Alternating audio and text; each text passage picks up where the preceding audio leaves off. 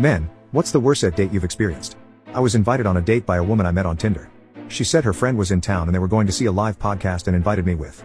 It was a podcast I'd never heard of before, and honestly I probably wouldn't be very interested in it if I wasn't invited, but it cost like $25 to get in.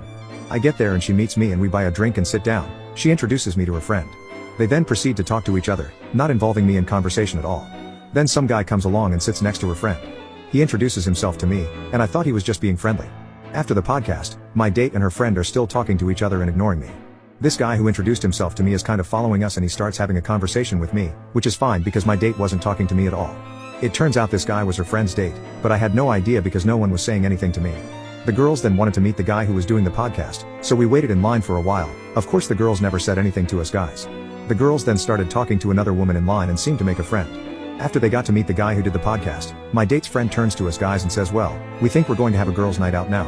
So our dates and the woman they met just left to